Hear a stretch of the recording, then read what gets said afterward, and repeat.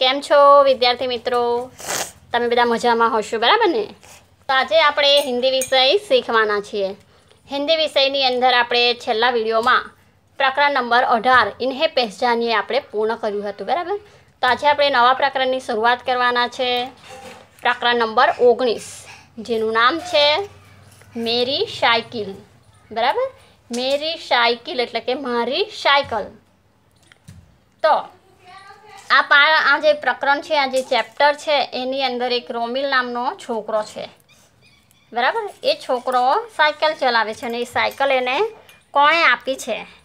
એને ગિફ્ટમાં, ભેટમાં મળી છે, બરાબર? અને જે સાયકલ છે એ સાયકલનું પણ એને નામ રાખ્યું હોય છે અને એને સાયકલ એ ખૂબ જ પ્રિય હોય છે, બરાબર? તો આપણી શા માટે પ્રિય છે સાયકલ એ આપણે આ પ્રકરણની અંદર જોઈશું. તો પ્રથમ તો આપણે શબ્દાર્થ જોઈએ. સાયકલ એટલે ગુજરાતીમાં કહેવાશે સાયકલ. પછી વર્ષગાંઠ, વર્ષગાંઠ એટલે જન્મદિવસ અથવા જન્મદિન. અને ઉપહાર એટલે ભેટ. ઘૂમના એટલે ફરવું, બરાબર? તો હવે આપણે પ્રકરણ જોઈએ.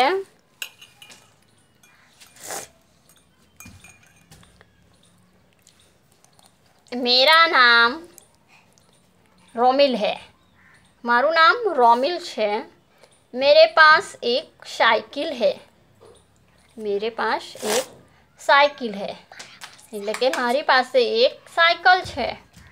यह साइकिल मुझे अपनी वर्षगांठ पर मिली थी. અને આ સાયકલ મને પોતાની વર્ષગાંઠ પર એટલે કે પોતાના જન્મદિવસ પર મળી હતી.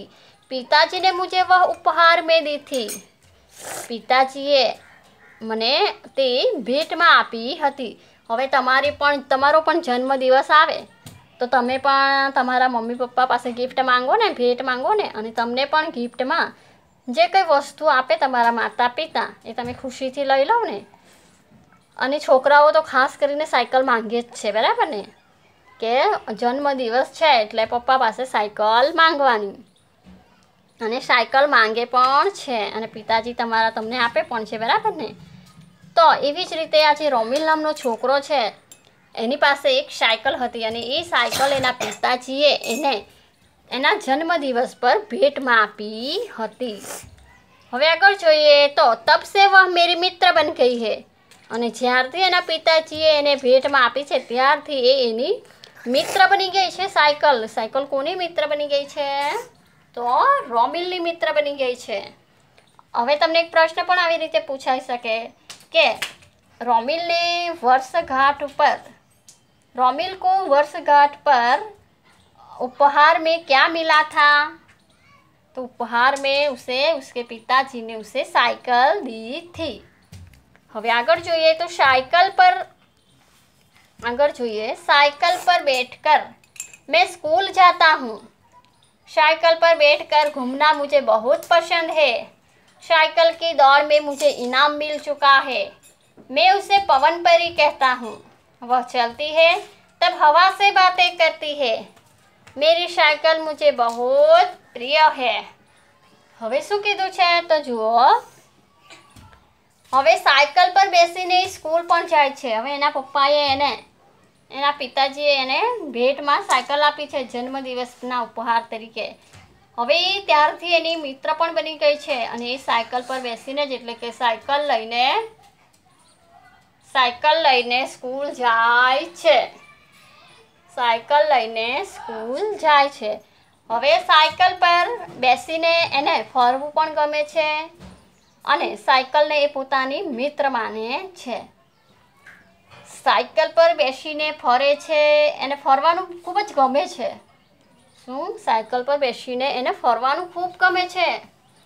સાયકલ કી દોડ में मुझे इनाम मिल चुका है. હવે સાયકલની જે દોડ થાય છે એટલે કે હરીફાઈ થાય ને, સાયકલ હરીફાઈ, એ સાયકલની હરીફાઈમાં પણ એને ઇનામ મળી ચૂકેલું છે. મેં ઉસે પવન પરી કહેતા હું. અને સાયકલનું નામ એણે શું રાખ્યું છે? પવન પરી.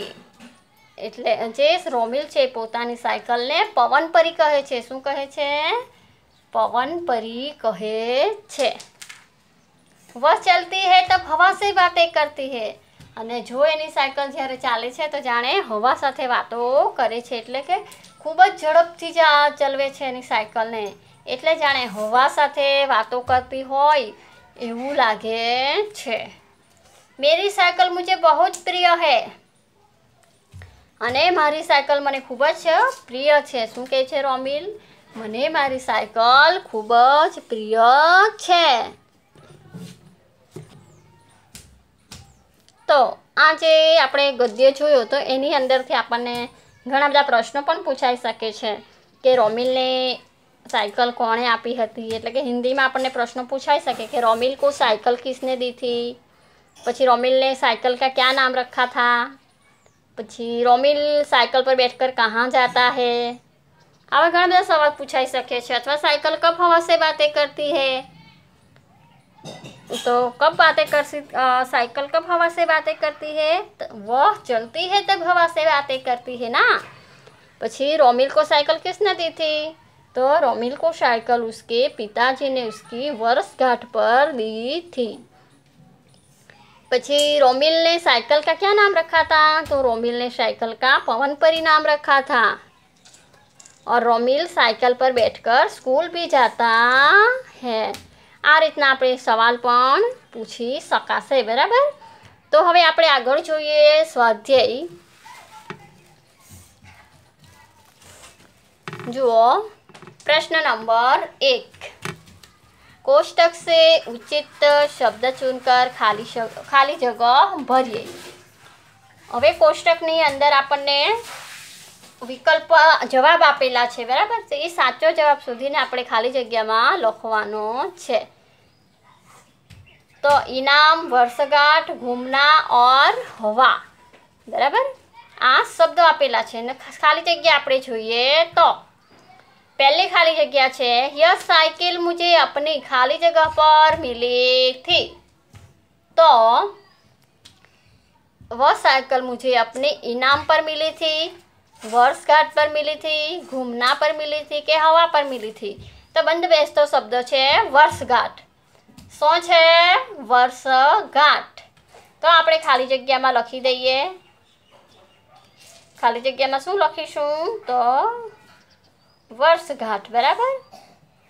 तो यह साइकिल मुझे अपनी वर्षगांठ पर मिली थी, बराबर। आ रीते આપણે ખાલી જગ્યા પૂર્ણ કરી શકીએ। પછી બીજી ખાલી જગ્યા જોઈએ તો साइकिल पर बैठकर खाली जगह मुझे बहुत पसंद है। तो શું આવશે એનો જવાબ, साइकिल पर बैठकर घूमना मुझे बहुत पसंद है। तो આપણે ખાલી જગ્યામાં લખીશું घूमना, बराबर। घूमना मुझे बहुत पसंद है। પછી આગળ જોઈએ ખાલી જગ્યા નંબર 3। તો ત્રીજી ખાલી જગ્યામાં साइकिल की दौड़ में मुझे खाली जगह मिल चुका है। तो साइकिलની જે રેસ થાય છે, દોડ થાય છે, એમાં શું એને મળ્યું છે, તો ઇનામ।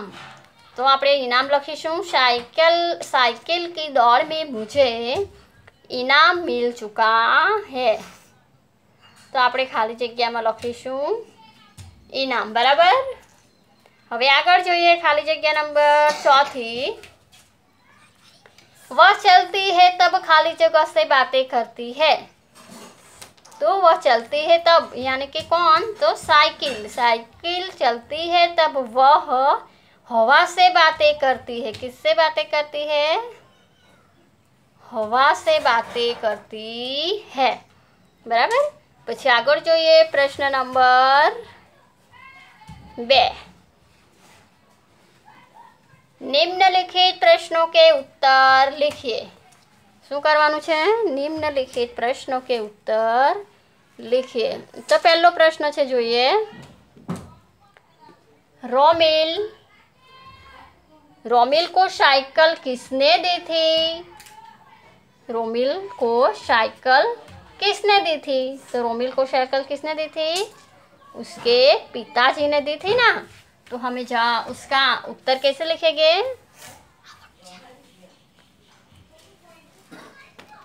रोमिल को साइकिल उसके પિતાજીને દી થી। બરાબર, આ રીતે આપણે જવાબ લખી શકીએ।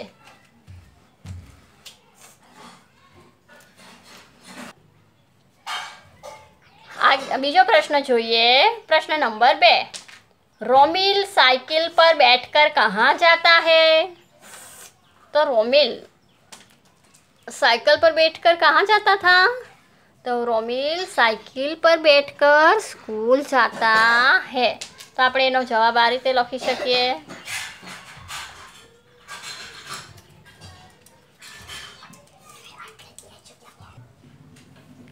આગળનો સવાલ જોઈએ। रोमिल साइकिल पर बैठकर कहाँ जाता है? तो આપણે એનો ઉત્તર આ રીતે લખી શકીએ કે રોમિલ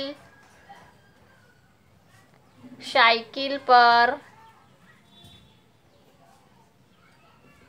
बैठकर कहाँ जाता है? तो बैठकर स्कूल जाता है।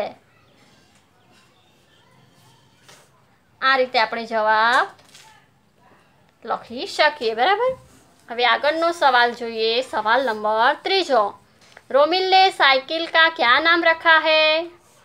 तो रोमिल ने साइकिल का क्या नाम रखा था? पवन परी रखा था ना। क्या रखा था? पवन परी रखा था। तो हम આપણે જવાબ એનો કઈ રીતે લખીશું કે રોમિલ ને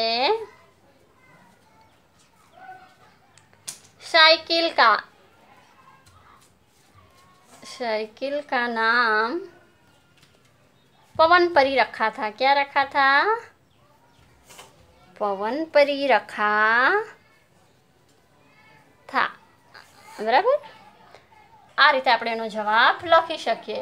હવે આગળનો પ્રશ્ન જોઈએ। પ્રશ્ન નંબર 4, साइकिल कब हवा से बातें करती है?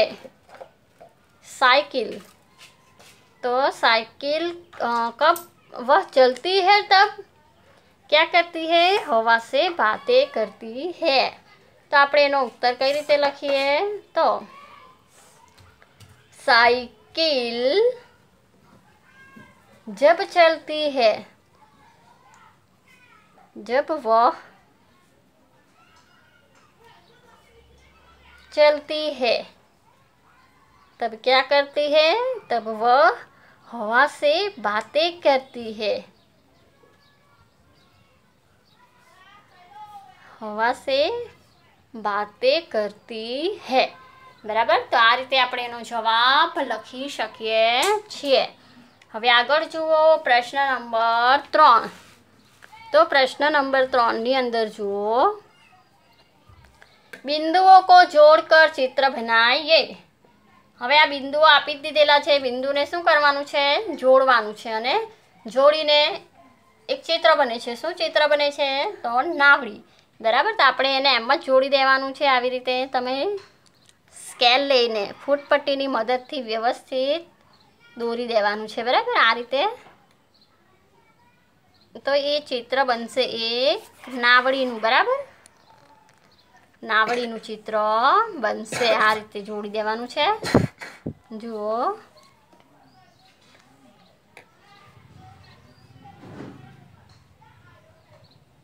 આમ આ રીતે જ બધા બિંદુઓને વ્યવસ્થિત તમારાથી એમ જ ના જોડાશે, એટલે તમારે સ્કેલનો માપપટ્ટીનો ઉપયોગ કરીને દોરવાનું છે। બરાબર, આ રીતે। તો એ શેનું ચિત્ર બન્યું? તો એક નાવડીનું ચિત્ર બન્યું। બરાબર ને, શેનું ચિત્ર બન્યું? નાવડીનું ચિત્ર બન્યું છે। હવે આપણે આગળ જોઈએ। તો હવે આગળ જોઈએ પ્રશ્ન નંબર 4। તો પ્રશ્ન નંબર 4 ની સૂચના જોઈએ। निम्नलिखित वाहनों के नाम पढ़िए और हिंदी में लिखिए। હવે શું કરવાનું છે? અહીં ચિત્ર પણ આપેલું છે, એનું હિન્દી નામ આપેલું છે અને ગુજરાતી નામ પણ લખેલું છે। બરાબર, તો હવે આ બંને નામમાંથી આપણે ફક્ત ને ફક્ત હિન્દીનું નામ જે છે બેલગાડી, તો આપણે આ કોષ્ટકની અંદર આ બોક્સની અંદર હિન્દી નામ લખવાનું છે। બરાબર, તો પહેલું ચિત્ર છે બળદગાડું એટલે કે બેલગાડી, તો એને હિન્દીમાં બેલગાડી કહેવાય છે। તો આપણે હિન્દી જ નામ લખવાનું છે। બરાબર, તો આપણે બેલગાડી લખી દઈએ। આ રીતે બેલગાડી. પછી બીજું ચિત્ર જુઓ તો બીજા ચિત્રમાં શું છે? ટાંગો છે, બરાબર ને? ટાંગો તો એને ઘોડાગાડી આપણે કહીએ, તો હિન્દીમાં એને તાંગા કહેવાય. તો આપણે હિન્દી નામ લખવાનું છે તાંગા. પછીનું ચિત્ર જુઓ. પછી છે સ્કૂટર, અને એને ગુજરાતીમાં પણ સ્કૂટર કહેવાય. તો આપણે સ્કૂટર લખી દઈએ, સ્કૂટર, બરાબર. પછી શેનું ચિત્ર છે? તો રિક્ષા છે. તો રિક્ષા, અને હિન્દીમાં રિક્ષા લખાશે આ રીતે, રિક્ષા, બરાબર. પછી આગળ છે જુઓ નૌકા. શું છે આગળ? નૌકા. નૌકા એટલે હોડી.